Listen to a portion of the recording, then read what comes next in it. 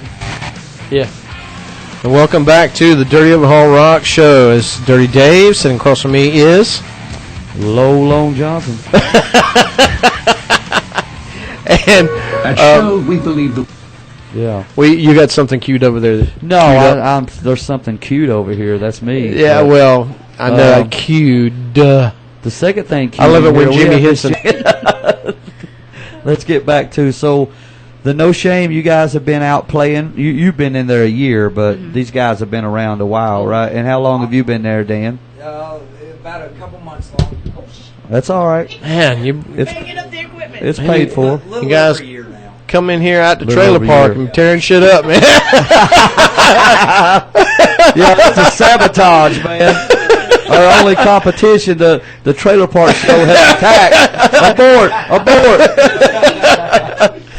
Scuttle the ship! Abort! Scuttle the sheep! Robert Lamb has sent you to destroy. Where's Robert? What's he doing? What's he up to? Oh, God, who knows? Who knows what Rob's You have all those natural chemicals secreted by... probably. I think he's taking a you thought I was going to say shit, but I was going to say... Taking his time, maybe? Just the moving along? Smart, he's avoiding you for Yeah, he's taking a time out. Oh, if he's smart, he will be. We interrupt this program. The Office of Civil Defense has issued the following message. This is an attack warning. I got to say, though, I got to This give is an Dan attack credit, warning. man. Last show we played out there at Riders, he came up, and we put his ass to work, man. And Yes, he did. We worked all of us into the damn Was it ground. one or two songs that he did? He did 2 songs, I think. What songs did you do? It was one. Was it Every Rose? I think it was Kick It in the Sticks. Oh, yeah, Kick It, yeah. I hadn't heard that song in We haven't heard it right It's since been we a started while. playing it. Yeah. If you've What's caught it our all? shows. Once you hit that stage, it'll fuel your fire a little bit. Like you better learn it quick. Oh, yeah. Embarrass the shit out of yourself. So you guys have been playing out at the, what is it, the Flip Flops. You've been tearing it up out there. So tell us a little bit about that place. That place is a blast. You keep It's looking the old for a Plum body of Crazies, water why? out there. Yeah. Oh, yeah. They're just, I don't know, like, as far as, they're the most awesome people you'll ever play for. They're just, they love everything. Older crowd, younger crowd, everybody. It really We is. got kids in there up into their 70s. Last time we played there, Yeah. Brian almost died. It was during the summer, and some moron wore all Outside. black and long sleeves. And, man, once we got done with the last song, I thought I was having a heat stroke. I ran straight to the bathroom and just ralphed all over the place. Oh, wow. Yeah. Luckily, I made it through the show. I just took off. I can't believe he made it through because he Yeah. was looking woozy there for a while. Yeah, that was... But he didn't fall off the stage. You know. No, that was Hard to do. that was at Hams. when I What was fell off. what was the phrase? I fell ass over tea Ass kettle. over tea kettle. apologize for yelling at you. And Somebody put the damn monitor in my way. and then when he fell, he didn't know whether to. I didn't know whether to shit or wind my watch. It's his two favorite sayings. So you guys, what's the big plan? Are you guys going to do a CD, or are you just going to keep playing, or what's the immediate plan right now? Just keep kicking ass and taking names? Here we go again. My God. All right. We've recently. All right. I'll try not to make this too long of a story. It's going to be Oh, nine. No, it's not going to be a long story, Jennifer. Let me explain. All right. 09 Afghanistan, I wrote a bunch of songs, but I wrote one in pieces. Like, I was like, well, how cool would it be if you wrote a deployment song, but you wrote it as it happened? Like, as each individual thing happened, that next day you went and wrote a Right. So I wrote one. Wouldn't that be a long-ass song, though? It was, well, a lot. It would be a lot longer than it is. Wait a minute. But, so I took key things. I took the first time I arrived there, I wrote that, how I was feeling. And then the first firefight we got in, I wrote that, which happened to be on 4th of July, which I thought was pretty sweet. Sounds like a Tom Cruise movie. Exactly Doesn't it sound? It is weird. And then the last verse, I actually. Who the hell is that? I'm not going to lie. I wrote before it happened, and that was the getting home part. But I wrote all that. What's wrong and with I you? kinda How had, does that sound for a a song change? together. I put some chords together to it, and I put my lyrics to it, and I showed it to No Shame and you know John. And, My God, are you still talking? No, they took it and they helped me revamp it. They Right. put solos to it, put drums to it, put bass to it. Jennifer got her Excuse freaking me? amazing voice to it. Right, and all right. that, And My that's something God, we- are you we've still been playing talking? on this now. Come on, honey, wrap it up. Okay, Jimmy. No, he's good. I'm listening. He's good. Shut the hell up. It's honestly okay. Honestly, it's something I'm a little proud of. Right, there's nothing I'm wrong a with little that. bit proud of Silence! it. I put a lot of Shut hard the work hell into it, up. And it's nice that they came and put some hard work into it. What is he playing in the back? I'm not. I'm sitting here. I'm listening to every word you say. You vile, smelling girl. You want to touch done. any of my things. You understand me? She's just got the giggles because it's her first time on a major radio show. Damn you! You're one of them, aren't you? What are they paying you? I'll double it. I'll give you whatever you As want. far Money, as the CD women, goes, I mean, men. We'll probably put some other stuff. Right. Well, that's what we did. It's like you write one and you start playing it out, and if you get a good response, then you try another one, and then in our case, 14 years later, you try to make it up. Who the hell do you think you are? I liked it a lot. I appreciate it, man. You know what's weird though is like a lot of that goes back to when I was in high school, which was I know some of you are thinking like just a couple of years ago, but it's not. I wasn't thinking that at all. My God, are you still talking? I went to his high school reunion thing. I know how long ago it It's was. about 9, 10, something like that. I don't know. It's like 90. What was it? 98 or 99? But anyway. 98, 99. But I know you guys are tearing it up, man. I mean, I hear a lot of good things out there, especially at Riders. They seem to love you guys, and Especially Elvis, right? He Oh. loves Oh, everybody. God. Oh my God. a lot of people don't know Put them this. lawnmower handles on it expertly. A lot of people don't know this, but that's Dan's father. Yeah, he puts And, the I don't handles be on ashamed. the Illegitimate. lawnmowers. There's no freaking DNS. DNS? DNS. Excuse me, everybody. Department DNA of Natural test. Resources. DNA He test. puts the handles on the lawnmowers. I auditioned with Elvis at X Factor, so that was What? Oh, God, let's hear it. Give her the mic. Oh yeah. All right. Yeah. What happened? I mean, it was what you saw on TV. That's Oh, really? What happened. Yeah. So what's the process though? What do? You stand in line for 4 days. It is awful. Well, I decided to do it by myself that time, and so I got there at like 6:30 in the morning, which I had to go the day before to get my ticket to even do that. So sat there probably till He about puts the handles on the lawnmowers. it was like 11:30, 11:45 when they finally let us in, and I sat there until 6 p.m. until I got to audition. Okay. So it was Silence! But you saw Elvis there. Did he? How about King Tito? Talk to him, or you just saw him? No, I just saw him. Yeah. Yeah, I don't think if you would have talked to him, he would have probably been all over you like a cheap suit. So that might have been a good idea. I'm not gonna lie, he creeped me out a little bit at Riders Yeah. because he's just all up in there. Oh, hell yeah! Yeah, but he You know does. he does. He does us. Like that. Yeah, he does Yeah. us the same way. Our knuckles are raw from fist bumping. I always put him on stage, and they get mad at me because I'll leave him up there, and then I go out in the crowd, so I don't have to deal with him. I'd be scared to wear my equipment. He'll give him the mic and walk off. But tell him the story though, what he did last time. It's kind of sad though, right? Everybody left. Remember Dan after everybody Oh, left? God. Yeah, he came. He said, "Hey, bud, hey, yeah, He loves let me. me, that's your truck over there." I said, "Yeah, that's my truck, man."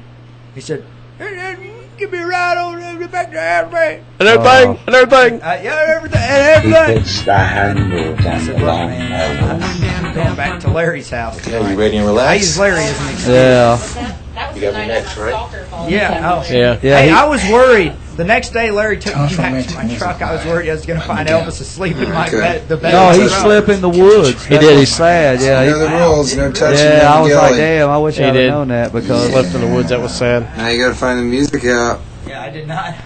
Tell- I didn't see that coming. yeah, Dave Yeah. should have took him home. Yeah, right. Quit being an ass. I'd have dropped him off at Get Brian's Boogie house. to take him home. That's who should have taken him home.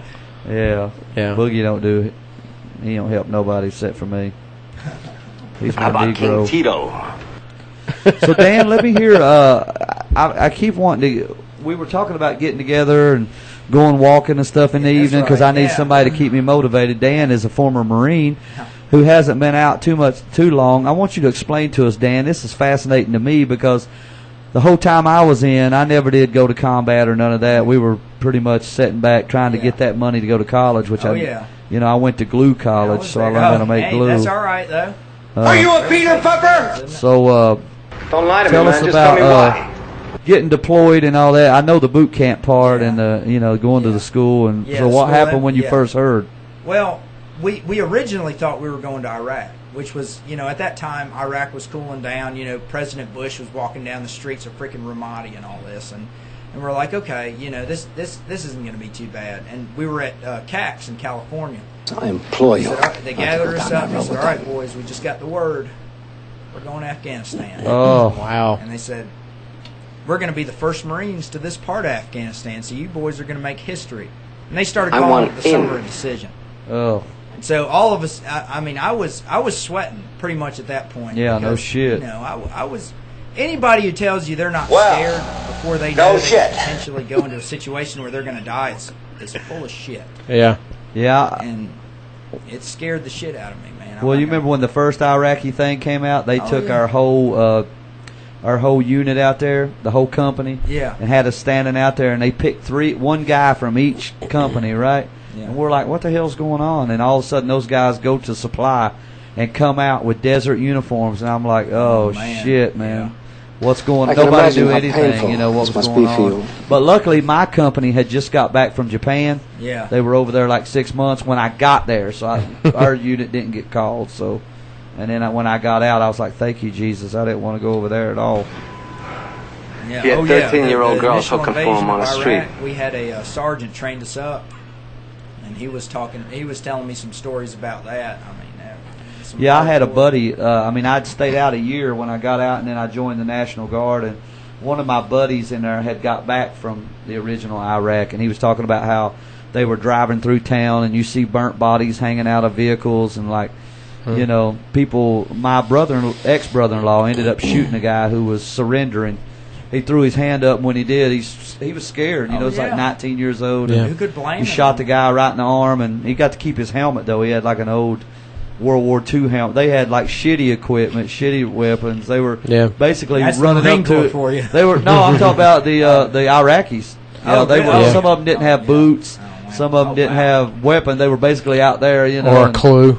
Yeah, they were just trying to give up to any American they could find, and a lot of guys took advantage. Yeah, it was messed up. Oh man! I'll be watching you. So, do you mind talking about like what happened? You said you were injured, right? Not anymore. No, I was injured. This was in 2009, and what was kind of funny was before our Humvee got blown up, another guy's did, and we said basically they won the lottery out of IED explosions, because when a Humvee gets blown up like that, it's not meant to take a blast like that. Right. And you can't even recognize the truck, really. And they all lived. They all lived. And so we were talking that morning before we got blown up, we were talking about that. So we go out and we're doing VCPs and all this, and searching the Afghans and this and that. And they're always real cooperative. They're scared as crap of us, honestly. Really? Most of them, unless they're the Taliban, they just want to get home. They just want to live their lives. They want the Taliban. I admire your honesty. And so about that gay guy. You don't give a shit. It was funny.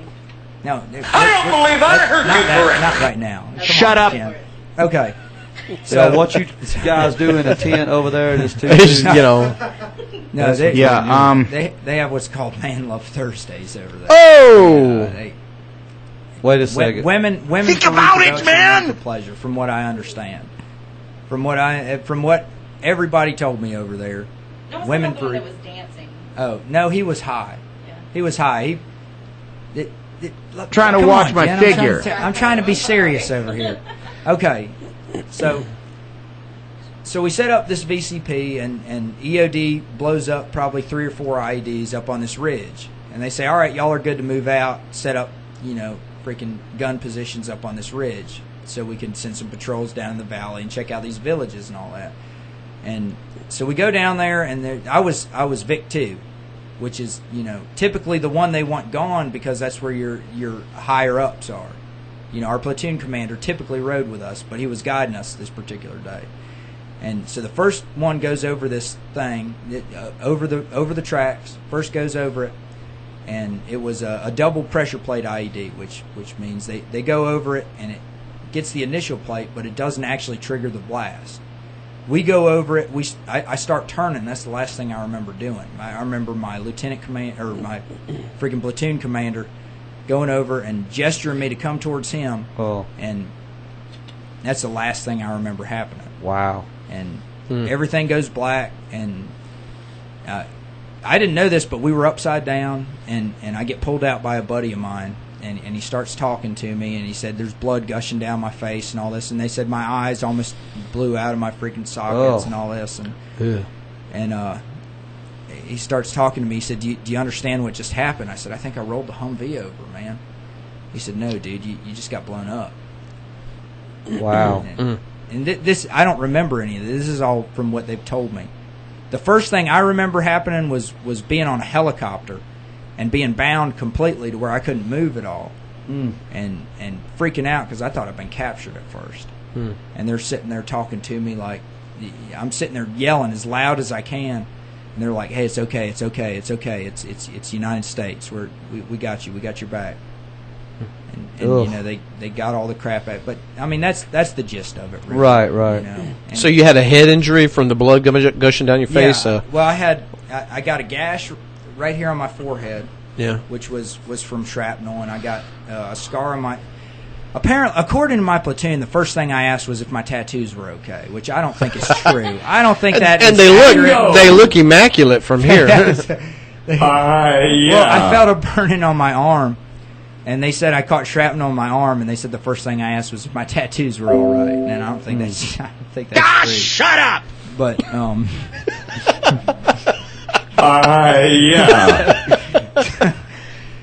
Bingo. So anyway, they I got to the hospital, and DOHRS was the first base I went to, and they pulled all the crap out from my eyes, and then I went to Bastion and all the British it's a British base out there in Bastion. This is before Leatherneck had got set up.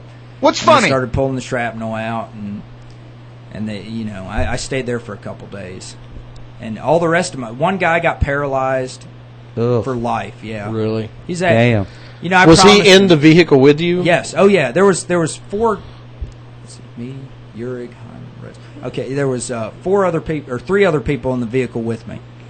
My team leader, who suffered basically the same injuries as me, some shrapnel, head trauma, and this and that, and the gunner, who had the Humvee door land on his legs, he lost his left leg.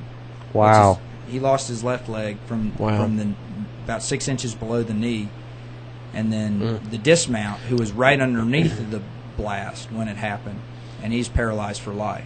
Jeez. So, not good.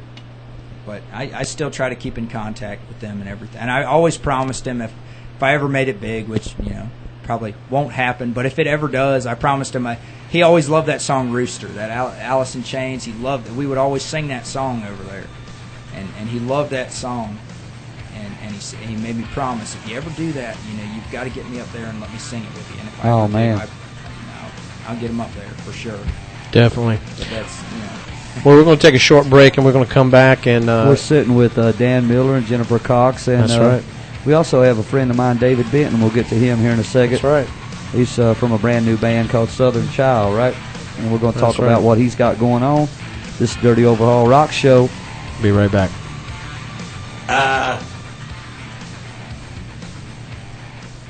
Yes.